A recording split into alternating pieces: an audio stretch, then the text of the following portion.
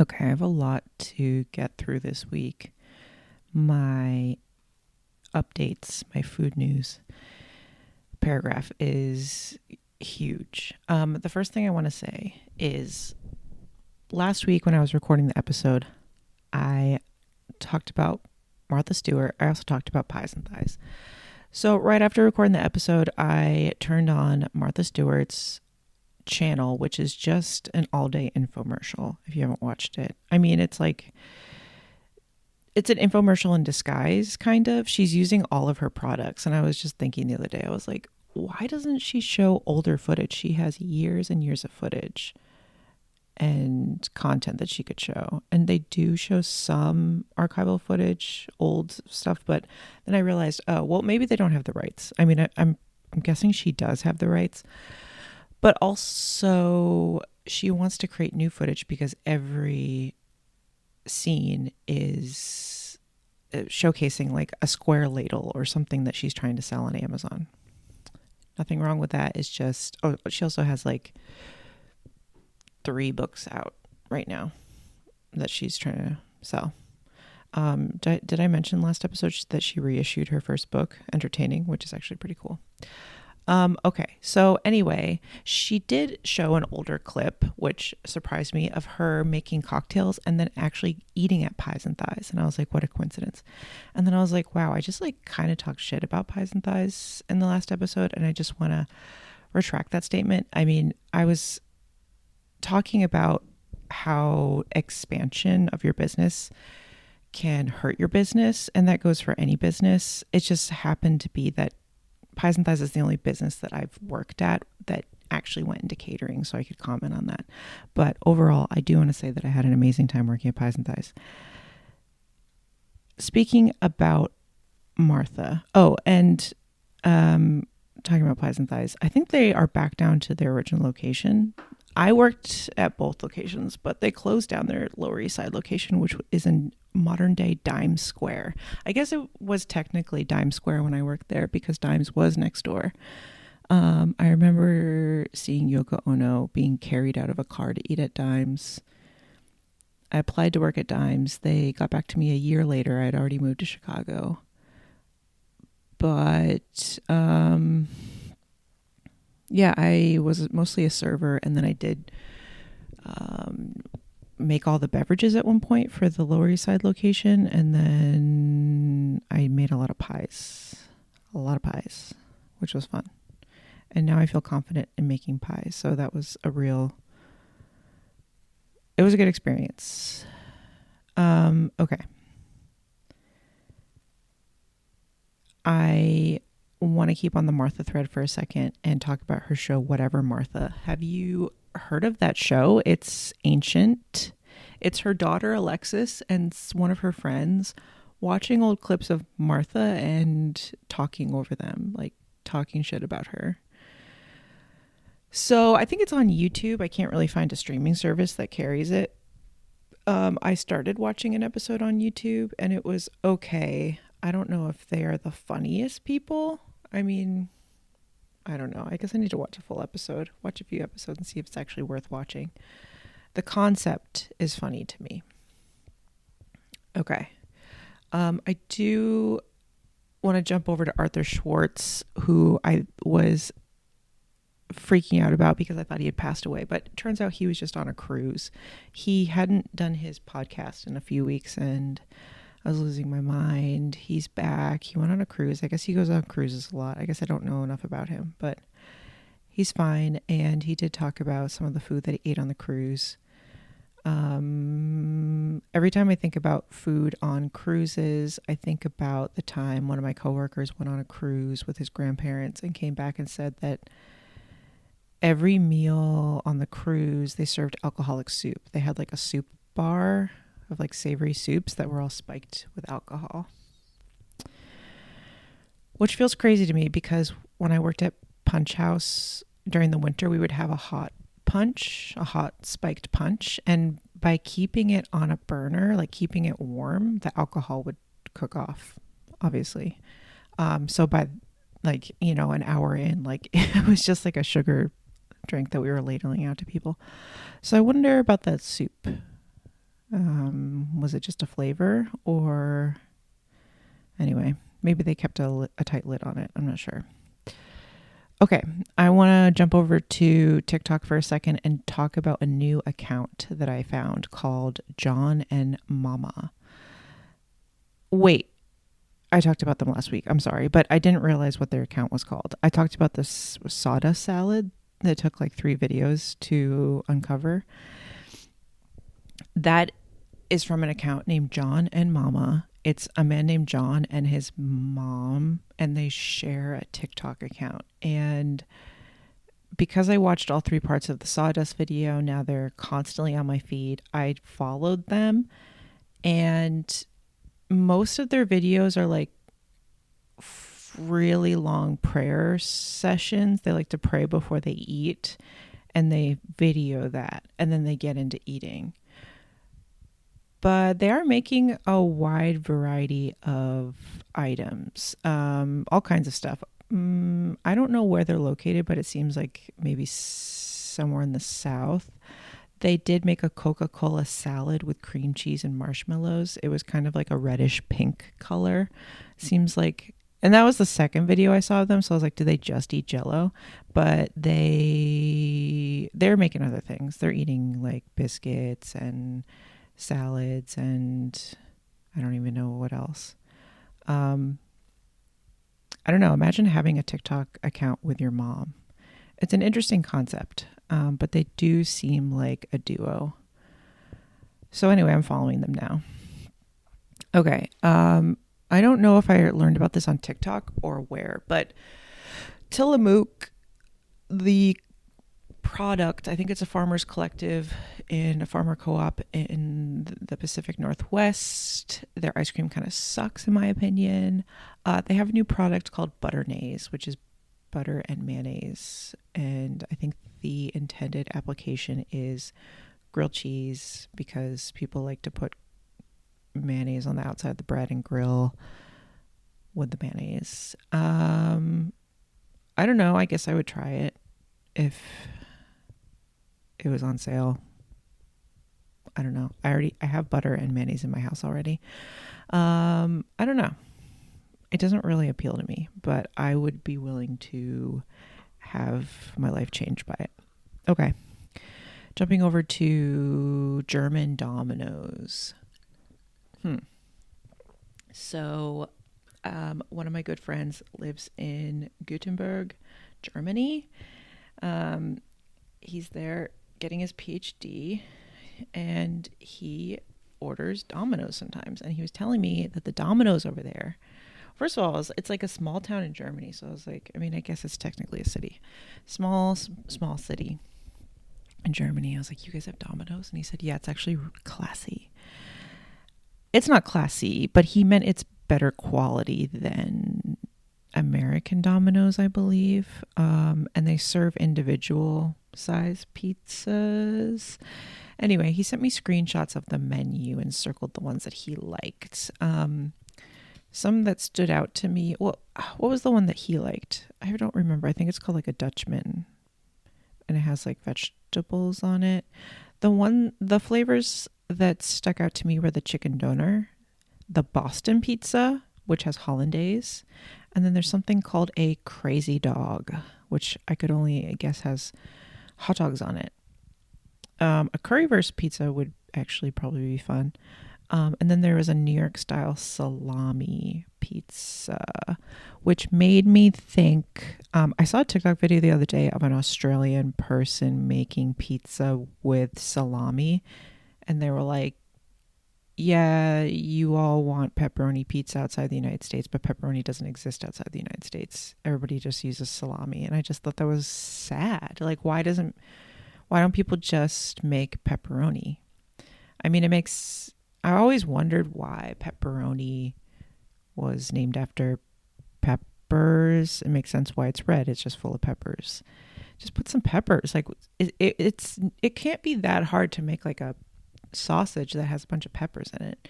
So I feel bad for the rest of the world eating salami pizza. Okay. I had gum on my grocery list. I like to eat a piece of gum at the office. while I type, there is a meme of a woman. I think it's just like an ASMR video of like an older black woman typing on a keyboard with her long nails and smacking gum. And it's so funny. And it turned into a meme because it's kind of ridiculous. Every time I'm chewing gum and typing on my big clacky office keyboard, I can't actually get any work done because I'm just thinking about that video. But anyway, I needed more gum so I could keep living that fantasy at work. And so I walked down I don't usually go down the middle aisles at Whole Foods with all the drinks and snacks and whatnot, but I randomly did. And they have like a gum section that I saw for the first time. And they had a bunch of gum that was on sale, but all of it had sugar in it. And so, I don't know. I don't want to like chew sugar in the middle of the day. The gum that I'm currently chewing at work is Winter Fresh flavored extra. And I stopped going to the office for about a month when I didn't have a car. And when I got back, the gum changed. It was like so soft. Not that I want it to be rock hard, but it like got too soft. I think the office is just really warm. It's actually like pretty hot in there. Anyway, I was like, let me try something different. I found a brand called Refresh. It's like a little square box, and it was pink and it was raspberry flavor. So I'm going to try. I haven't tried it yet because I still have one stick of Winter Fresh extra left.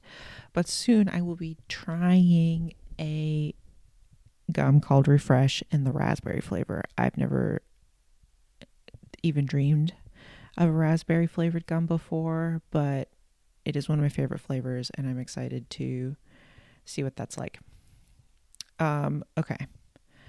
My sisters have started listening to my podcast. So I know that people are listening to this podcast based on the stats. I just don't know who, but my sisters finally started listening. And they were super offended that I did not like the cookies that they made for Christmas. So sorry to them. Just speaking my truth. And I do want to say that I really love the other Christmas cookie that Anna makes, or like holiday cookie, is this lemon ricotta cookie. I think it's a New York Times recipe. It kind of reminds me of a Mexican wedding cookie, but it's not quite as hard. It's a lot softer. But it has, it's sort of like a mounded, you scoop out balls and they just kind of make a mounded cookie. And then I think, no, there's no powdered sugar like a Mexican wedding cookie, but there is like a lemon icing that you put over them. And they're fine the first day, but really you want to eat them the second day. So they are the perfect cookie. If you like are busy for the holidays, just make them the night ahead and then they're perfect the next day. They're divine. So that's the cookie that I want them to make. And I mean, I'm not going to take away their snickerdoodle experience, but I just probably won't eat them. Okay, so Real House. I mean, I'm halfway through this paragraph. Like, I'm scared about how long this podcast is going to be. So Real Housewives of Salt Lake City. They went on a yacht. They went to some island I'd never heard of. I felt like an idiot because I was learning something from the Real Housewives. I can't even remember the name of the island. It's in the St. Vincent. It's in the Grenadine Islands, or I don't know how to talk about those islands. It's like they skip over that in geography class, at least in elementary school. The Grenadines. So they're on a yacht and one of the housewives is seasick. And so she's down they're like down under the deck in a room, no windows. I mean, I don't know, maybe there's windows. The windows aren't open. There's no airflow into the room. So there's one person actively throwing up in the room. And then her friend, Mary, who's married to her grandfather, is in the bed next to her, audibly blowing up the bathroom. And then she comes. I'm sorry that I'm talking about this on a food podcast. I was like, should I just wait till the end to say this or just like not at all? But it was just like crazy to me that the one blowing up the bathroom came out to a surprise dinner on her bed and then sat down on the bed and ate her dinner. I was like, how foul does that room smell? These like two sick people together, and then she like sits and eats in her own. I mean, ooh, get out of there. Like, go up and get some fresh air. Like, that's, it's just making you sicker. It was disgusting. It was like one of the most disgusting scenes of Housewives I've ever seen. Also, I mean, it's a notoriously good franchise and season. There's another housewife who is dating one of the Osmond brother cousins, and he gave her a stuffed purple unicorn that has a voice recording of his own voice inside of it, and it says like, hello baby, you are loved. And that was the other scariest part of that episode. Okay, Milk Street. I don't know. Okay, so I watch Milk Street videos on TikTok. I decided to explore it a little bit further. They have full episodes on Tubi, and I don't know if it's for me. I think I'm going to stick with it. I think like an abbreviated version of that show is best. Just like a super quick video of Chris Kimball like making a recipe and sort of talking about it is superior. They were making ratatouille, I think, on one of the episodes that I watched. I've never had ratatouille, but ratatouille looks like what I would make before I knew how to cook. You know, just like a bunch of different vegetables that kind of have different cooking times, like all together in a pot, like a stir fry, I guess. I don't know. It makes me want to throw up. Anna, my sister, tried cinnamon bun Oreos. She said that it kind of tasted like a McDonald's cookie. And I don't know if you remember, but McDonald's cookies in the early 90s used to just be plain flavored. And then at some point they made them cinnamon flavored. So I'm assuming she's talking about the cinnamon version. She said she couldn't detect a difference in the actual Oreo filling, but the cookies themselves tasted like cinnamon. And it kind of just tastes or reminds me of the sandwich cookies I got from Whole Foods. Okay. I saw a TikTok video of someone making chocolate whipped cream. I think I found the recipe, and now I'm forgetting this. And of course, it's like a random blog, and I'm like, do I trust this? But time and time again, all I think about is like whipped cream. All I want out of a dessert is whipped cream. Like, you go through all the work of making a dessert so that you can put whipped cream on it and eat the whipped cream. And so this person making a chocolate whipped cream, which is the dessert itself, was perfect to me. So it's whipped cream, cocoa powder, granulated sugar for some reason. And I feel like there was another ingredient, maybe a little bit of salt.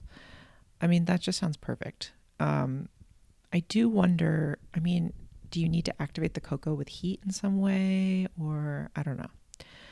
Like, you're just putting raw cocoa powder in something and...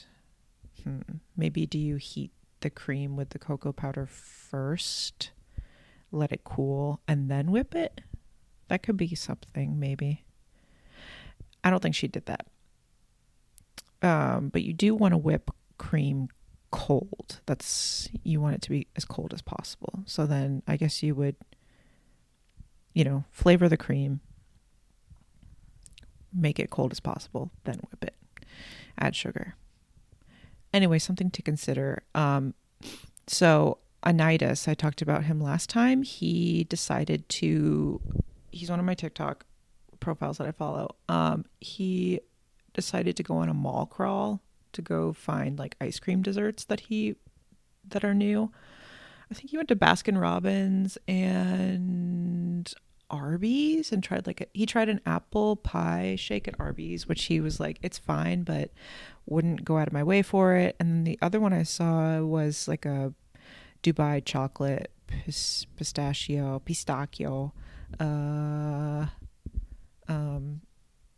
sundae.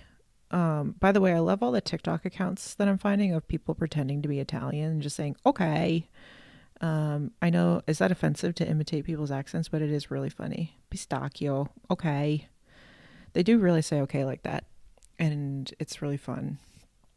Okay. So my one takeaway from Anitas, eating these giant ice cream sundaes is that they're all topped with a bunch of whipped cream and it looks so good. And he's not eating the whole sundae, so you're really just watching him eat whipped cream off the top of a sundae, and it looks amazing. And then I was scrolling on TikTok, and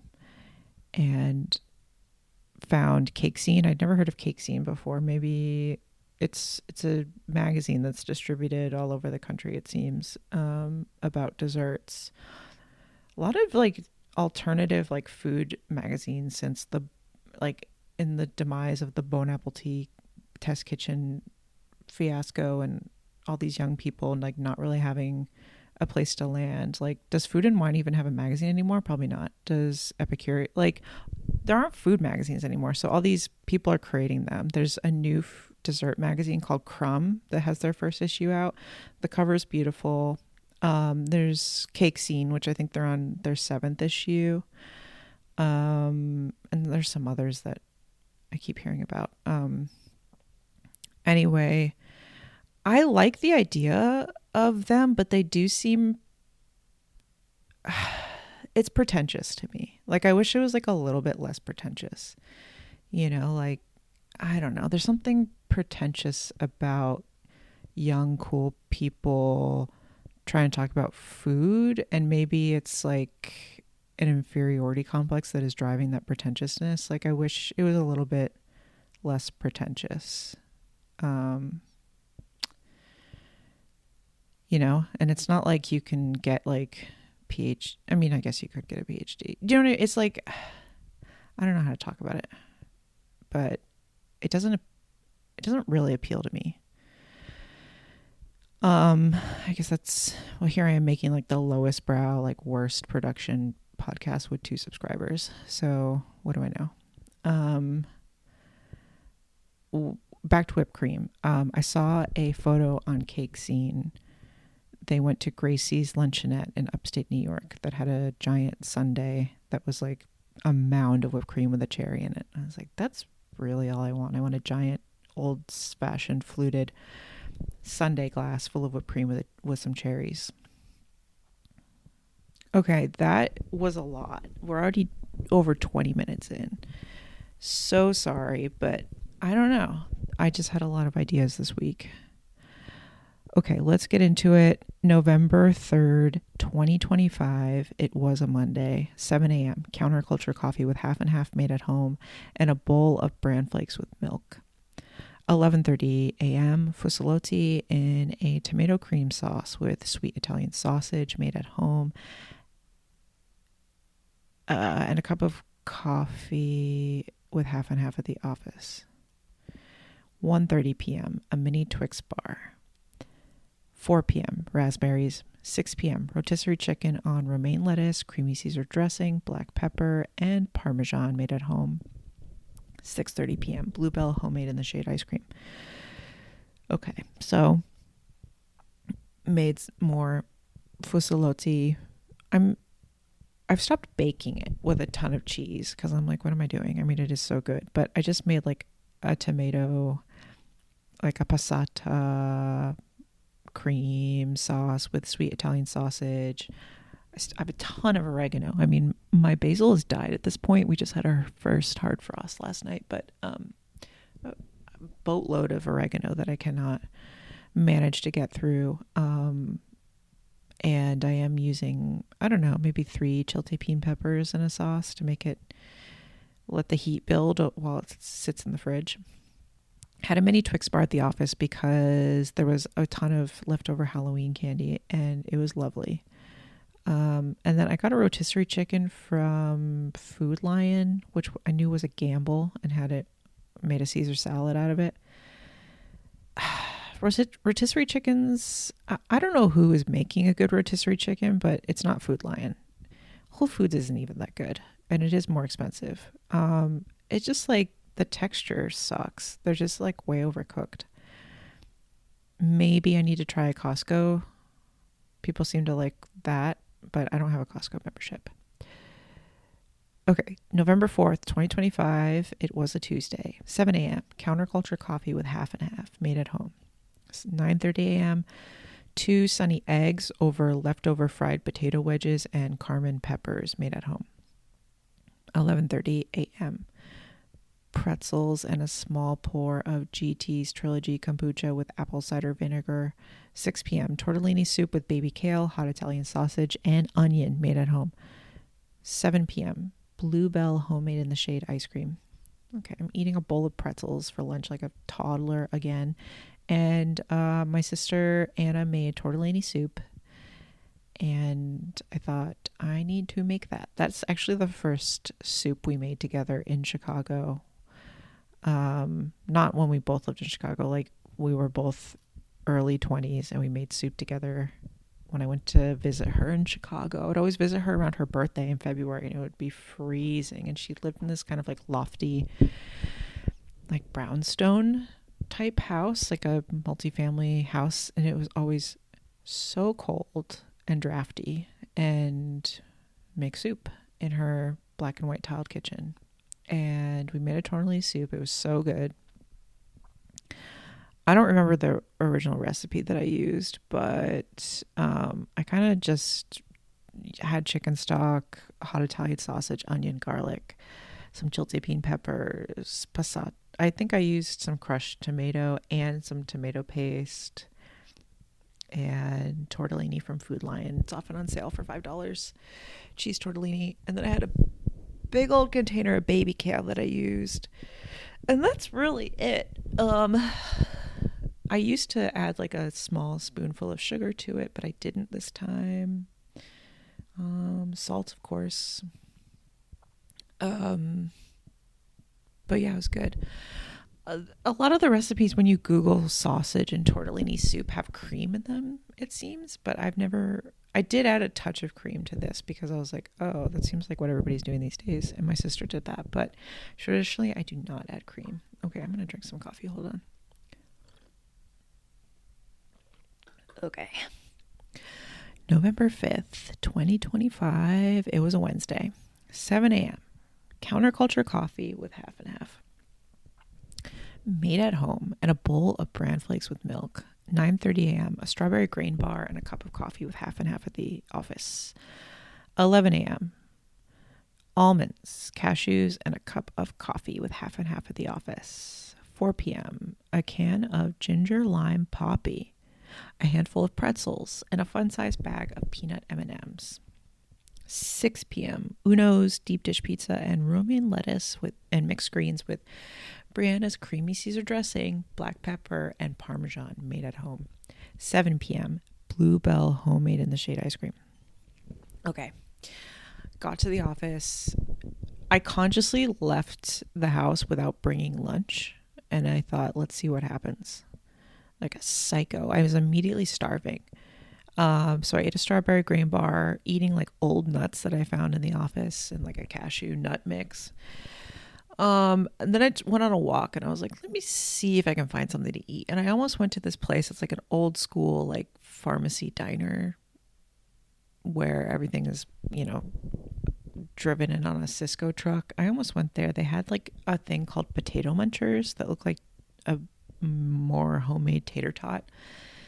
I'm thinking about checking that out. I don't remember the name of it, but it's in Chapel Hill on the main drag, and just like an old school place. I don't know. I feel like I want to go and like sit down and like order a bunch of random things there. But anyway, I was starving, went to Whole Foods and decided to try Poppi. Why am I was like, $2.50 a can, this is stupid. I was like, well, is it worth $2.50 to just try a product and talk about it a little bit that I can't get out of my head? Here's my review. It tastes like a mistake. Could not wait to get home so I could pour out 50 to 75 cents worth of product into my lawn. Yeah, it sucked. I will never buy Poppi again. It tasted awful. I would honestly rather drink straight apple cider vinegar. I cannot believe that people pay money for it. Awful. Okay, now I know. Yeah, I got this like nasty Uno's deep dish pizza on clearance at, never buy food on clearance, but I got it on clearance at Food Lion. Manager special is the term. It was bad, but I have fond memories of the Uno's deep dish pizza that's filled with potato. It's like a deep dish twice big potato thing that Anna used to eat growing up. It was like the only way to get 2,000 calories into her in one sitting. I mean, it was so good. Yeah, 7 p.m. The reason why I said that is because she was notoriously a picky eater. If I've talked about on the podcast, so she ate chocolate pudding with a toy dog as her vessel. And might do an episode where we just talk about all the list of like 10 foods that Anna would eat. That might be fun. Okay, 7 p.m. Bluebell homemade in the shade ice cream. I want to talk about that real quick. I might have mentioned this, but the chocolate that is spun throughout the vanilla ice cream tastes like the chocolate that you would find on the Ben and Jerry's topped flavors, which suck in my opinion. They have like a tiramisu, I think, and they have like a Boston cream pie that have like a thick chocolate shell on top. First of all, tiramisu is like not chocolate forward. So I don't know why like in these tiramisu desserts, they always make it heavily dark chocolate. Anyway, it's like a sickening, rich, dense chocolate. And I always make myself sick because I scoop myself the portion of the homemade in the shade that has the most chocolate and get sick. It also tastes like the vanilla ice cream itself with a normal amount of the chocolate tastes like when you go to like a mid-tier, slightly nicer chain Italian restaurant with your family as a child and you want dessert and the kids' dessert is vanilla ice cream with some chocolate sauce. That's kind of what it tastes like to me. Okay. November 6th, 2025. It was a Thursday. 7:30 a.m. Leftover coffee with half and half. 9 a.m. Leftover tortellini soup. 1 p.m. Little sesame, herby jalapeno hummus and pretzels, a fun-sized bag of M&Ms, and a fun-sized Milky Way bar. 6 p.m. Roasted North Country Vermont cheddar cheese sausage, golden pinto potatoes, red onions, and Carmen peppers with arugula, cabbage, and mustard microgreens, and Cookout Max Ranch made at home. 7 p.m. Bluebell homemade in the shade ice cream. Okay, new product alert. Little Sesame. It's a new product to me. It also looks new based on the font that they use. And I needed to look up what this font is, but it's like everybody's using this font. It's like a faux 70s. It's not 70s though. It's like nouveau 70s. It's like 70s reimagined, retro reimagined font, trendy font. It's like, what's the squeezy olive oil brand? It's like that kind of branding. Oleo? What is it called? I don't know. But Little Sesame, they were on sale at Whole Foods. Still, they were expensive. And I was like, you know what?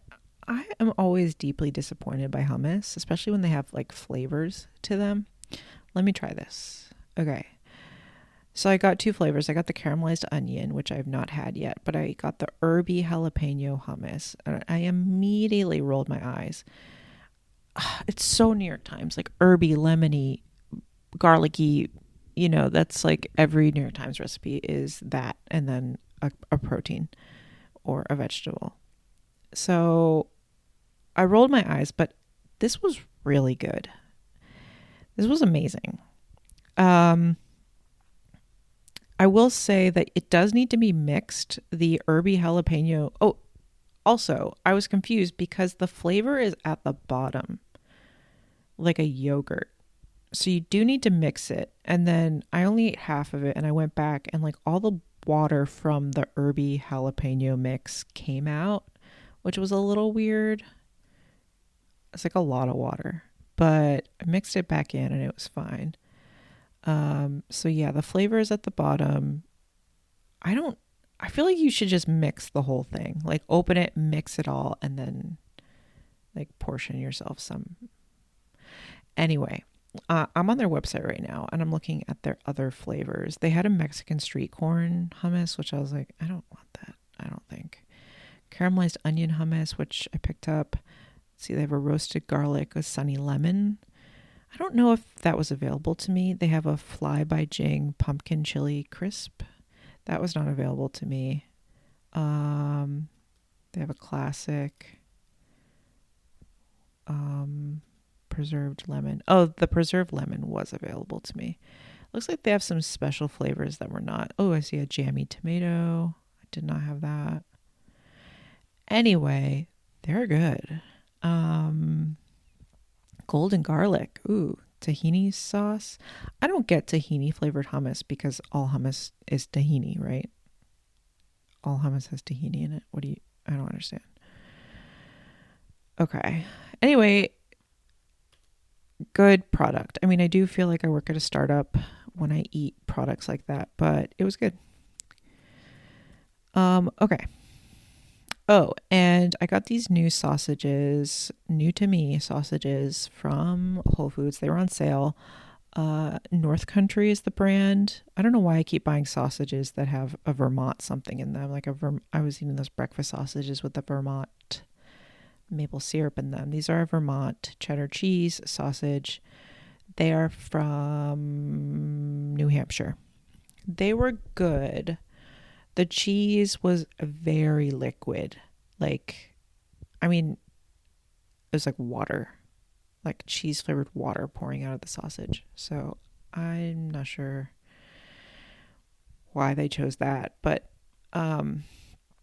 anyway, they were good. I roasted a bunch of golden pinto potatoes, red onions, carmine peppers, and olive oil with the sausages and roasted them. I mean, I added the sausages in the last 15 minutes.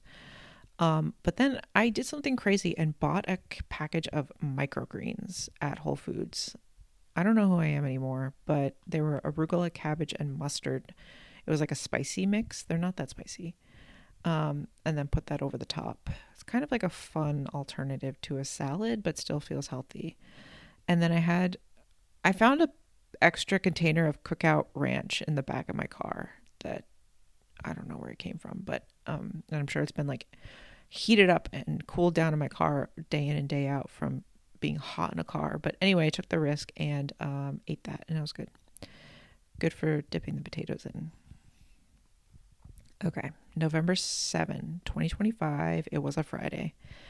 7 a.m. Counterculture coffee with half and half made at home. 10 a.m. Little Sesame herby jalapeno hummus and pretzels. 3 p.m. A bowl of bran flakes with milk. 6 p.m. Frozen Screamin' Sicilian pepperoni pizza with Texas Pete hot sauce and mixed greens with Parmesan, Brightland olive oil, and red wine vinegar made at home. 7 p.m. Bluebell homemade in the shade ice cream. Okay. I had the second frozen Screamin' Sicilian pepperoni thin crust pizza. Delicious. And I did forget to add that the previous time I ate this and this time that I ate it, I drizzled a bunch of Texas Pete hot sauce over it. And I think it needs that. When you have that much pepperoni, you need like a vinegary hot sauce. And I really do love Texas Pete hot sauce. I think it's really good for that, for like a pepperoni pizza application. Really makes it, in my opinion. I had a big container of mixed greens, and I just want to say that mixed greens is code for 90% spinach. Like, they really aren't even trying anymore. Like, maybe there's some baby chard in there, and then like three tiny baby pieces of red lettuce. I mean, it's like a joke. I think I'm going to make tortellini soup tonight and put the rest of it in there because it's basically cooking greens, which I'm not trying to eat like a bunch of raw spinach. November 8th, 2025, Saturday, 8 a.m. Counterculture coffee with half and half made at home and a leftover slice of frozen pizza. 10 a.m. A leftover cheddar sausage and fried golden pinto potatoes with chili lime seasoning made at home. 3 p.m. Tortilla chips with white queso and salsa, black beans, and 2 chicken tinga tacos in flour tortillas with lettuce, crema, and avocado at Los Toros in Oxford, North Carolina. 6 p.m. Bluebell homemade in the shade ice cream. Okay. I do love making fried potatoes on the weekends, and it sort of curbs my need to go out to a restaurant, because really the only reason I'm actually trying to go out to a restaurant is to eat something that needs a deep fryer. So if I can fry potatoes in my own home, I don't need to go out. I usually like to make tiny, tiny little cut up potatoes for breakfast, but for the sake of time, and I'm not peeling my potatoes anymore, at least not lately. I've stopped peeling them, and I just like cut them into big wedges, and I boil them in salted water, and then while I put them on in salted water, next to it, I heat up a cast iron with about an inch of oil in it. And so it gets nice and hot. And then when the potatoes are done parboiling, I drain them and I shake them with the lid on in the boiling pan, in the boiling pot, so that they kind of get, like a British roasty potato. They shake them up so that they get sort of a texture, like a broken texture to pick up, get more craggy and get more surface area to fry. And then I dump them in the oil and fry them. And I put them in I put them in a metal bowl with a little bit, like I don't really shake off the oil that well. I want a little bit of that oil to carry over into the potatoes. And I shake it real well in a metal bowl with Trader Joe's chili lime seasoning, salt, pepper, maybe some garlic powder, and that hot oil like helps, bring out it just like kind of toasts the seasoning at the end. Yeah, that's what I'm making on the weekends. Went on a drive, and I was like, let me stop at Walmart, because I hear that the Bluebell ice cream is cheaper at Walmart, which is true. But here's the thing. It's not worth it, because at least the Walmart by me, they don't know how to work their freezers. Every time I buy ice cream from them, it's like they turn their freezers off at night or something. Like the ice cream melts. You can tell that the ice cream has melted and been refrozen like 50 times. They have to be turning their freezers off at night, being like, oh, I guess we turn the freezers off because it's dark. So I'm not buying, even if it's $1 cheaper, I'm not buying Bluebell at Whole Foods. I mean, what's it called? Walmart. Anyway, they didn't even have any interesting flavors. Like, I'm still looking for the cherry flavor. I don't know why it disappeared suddenly now that I want it. But so anyway, I don't even think we got anything. No, I got some chicken at Walmart, which is always a gamble, I guess. And because Brian's begging me not to make pasta bake anymore. It's like, oh. So I got chicken and cilantro and something else to make chicken curry.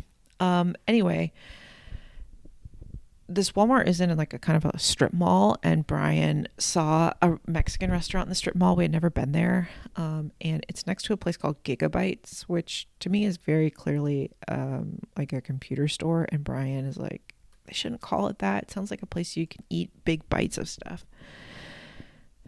So we went to the Mexican restaurant. No one was there. Obviously got queso, very simple white queso. The chips were good, really freshly fried. I didn't know what to get. My go-to in a strip mall Mexican restaurant is chiles rellenos. They didn't have those. They had a stuffed pepper, but it wasn't breaded. So I got chicken tinga tacos. They had like a gringo taco section. I almost got the Baja fish, but what bothered me is that you had to get three of the same taco. And it was served with that red rice and black beans. What did Brian get? He got fajitas. I ate two of the chicken tinga tacos. There was just like way too much chicken in there. Is that and then I got it because I wanted avocado. It had avocado on top that was not ripe. It was hard. And I don't know, the chicken tinga itself was fine. I don't know if I would go back to this place, but it was fine. I mean, I can't complain anytime there's queso. But I do find that the queso is a little bit too liquidy and it is hard to eat. You need to eat like 1,000 chips in order to get all the queso because it's just falling off the chip. And their salsa was good. They had good salsa. It did taste fresh. Okay. November 9th, 2025. It was a Sunday. 8 a.m. Counterculture coffee with half and half made at home.